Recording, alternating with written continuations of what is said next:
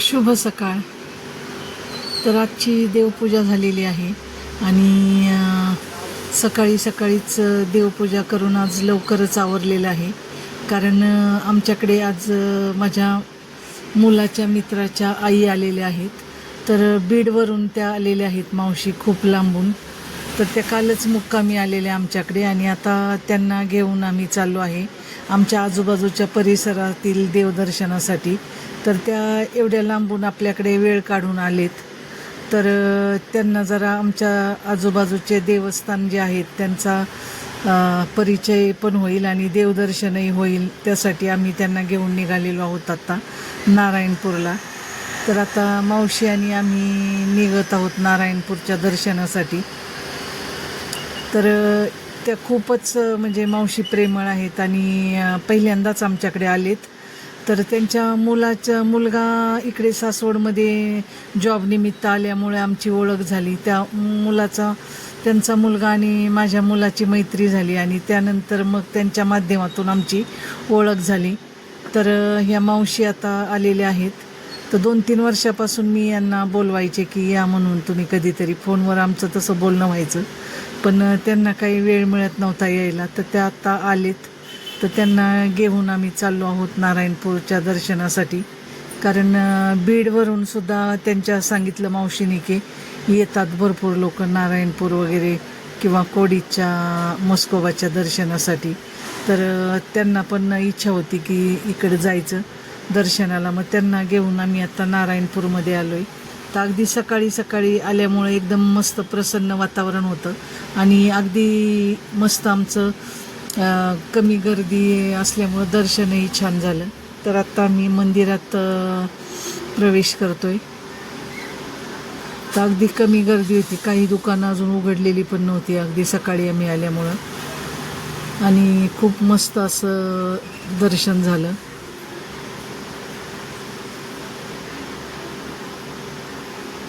तर मंदिरात पूर्ण असा शांतता आणि प्रसन्न वातावरण होतं. आजूबाजूची काही दुकानं उघडलेली होती तर काही दुकानं अजून बंदच होती आणि भाविकांची गर्दी खूप कमी होती. त्यामुळं आमचं असं मस्त दर्शन झालं आणि सकाळी सकाळी एकदम छान वाटलं म्हणजे. तर थोडीशी आता गर्दी वाढायला लागली. नंतर लगेचच अर्ध्या तासात आम्ही जरा वेळ बसलो मंदिरात. तर आता ही पहा लगेचच किती गर्दी वाढायला लागली होती.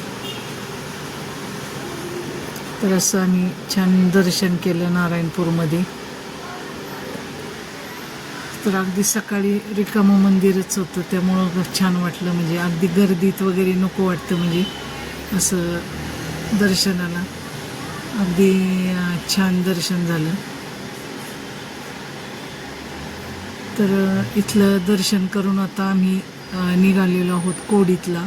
तर पोखर मार्गे आम्ही कोडीतला आता जाऊन कोडीच्या श्रीनाथ म्हस्कोबांचं पण मंदिर मावशींना दाखवणार आहोत. तर आता मंदिर आलं आहे, अगदी थोडं अंतर आहे नारायणपूर ते कोडीत. ते अगदी 10 मिनिटात पोचलो आम्ही तिथे. तर निसर्गरम्य अशा वातावरणात पहा किती सुंदर असं मंदिर आहे हे. तर हे मंदिर पण मावशींना खूप आवडलं.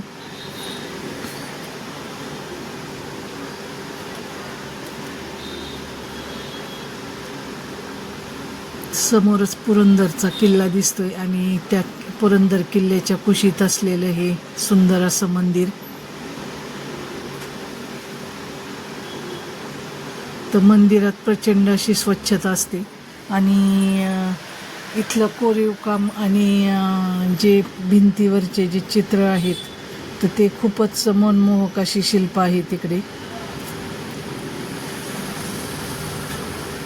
प्रशस्त असं हे मंदिर आहे आणि या मंदिरात आता आम्ही गेलो तर या मंदिरात पण आम्हाला छान दर्शन झालं.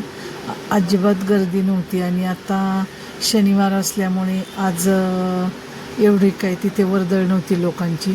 रविवारी इथं प्रचंड अशी गर्दी असते दर रविवारी. तर आतमध्ये जाऊन आम्ही दर्शन घेतलं मंदिरात श्रीनाथ आणि जोगेश्वरी मातेचं.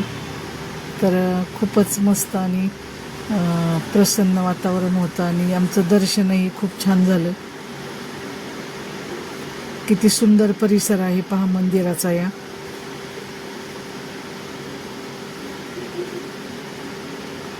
अगदी रेखीव असं मंदिर आहे आणि एकदम मस्त प्रसन्न वाटतं त्या मंदिरात. आणि स्वच्छताही खूप अशी स्वच्छता केली जाते. अगदी कुठेही तुम्हाला इथे काही अगदी छोटासा कागदाचा तुकडाही दिसणार नाही, इतकं स्वच्छ हे मंदिर कायम ठेवलेलं असतं.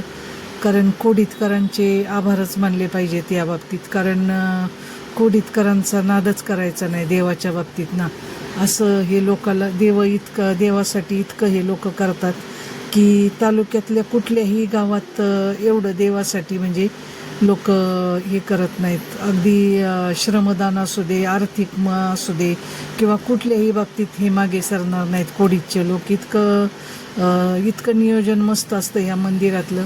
आणि खूप मस्त कार्यक्रम वगैरे त्यांचं आयोजन असतं. आता नुकताच शिवपार्वती विवाह सोहळा पण खूप सुंदर पार पाडला यांनी. त्या कार्यक्रमालाही आम्ही गेलो होतो आणि अगदी भक्तिमय वातावरण असतं. अगदी लहान मुलापासून वयोवृद्ध माणसं या सेवेत दंग असतात श्रीनाथांच्या. अगदी त्यांनी वाहूनच घेतलं आहे म्हणजे देवांच्या सेवेसाठी. तर खरंच कोडित लोकांचं म्हणजे कौतुक करावं तेवढं थोडंच आहे. कारण इतकं सुंदर आणि स्वच्छ मंदिर परिसर ठेवणं ही काय म्हणजे साधी गोष्ट नाही, एवढं मोठं मंदिर ना. तर खूप प्रसन्न वाटलं आणि दर्शन करून आता आम्ही परतीच्या प्रवासासाठी निघालो. तर या मंदिरातून थोडा वेळ आता आम्ही बसलो इथे बाहेरच्या सभामंडपात थोडा वेळ आणि आता निघण्याची तयारी झाली. तर किती सुंदर वातावरण होतं, आकाशात ढग आणि खूप सुंदर असं मंदिर, भव्य दिव्य असं मंदिर आणि सुंदर असा निसर्गरम्य परिसर. तर हे मंदिर तुम्ही नक्की एकदा तरी पहा. आणि पुण्यापासून तर अगदी 1 तासाच्या अंतरावर आहे. तर नक्की तुम्ही ह्या मंदिराला भेट द्या आणि इथलं निसर्ग सौंदर्य आणि भक्तिमय वातावरण आणि इथला जो हे आहे स्वच्छता, इथला छबिना पण पाहण्यासारखा असतो आणि खूप प्रचंड अशी स्वच्छता मंदिरात असते. तर नक्की तुम्ही या कोडितच्या मंदिराला एकदा आवर्जून भेट द्या. तर अगदी पुरंदरच्या वैभवात हे अगदी मानाचा तोराच आहे हे मंदिर. म्हणजे इतकं सुंदर असं नियोजन आहे मंदिराचं. तर असा हा प्रवास करून आम्ही आता निघालेलो आहोत परतीच्या प्रवासासाठी. तरी पण हे मंदिर असं डोळ्यात साठवावं वाटत होतं, इतकं सुंदर मंदिर आहे. तर आता आम्ही परत निघालोय. तर हा व्हिडिओ तुम्हाला कसा वाटला ते नक्की सांगा आणि आमच्या चॅनलला नक्की फॉलो करा. धन्यवाद.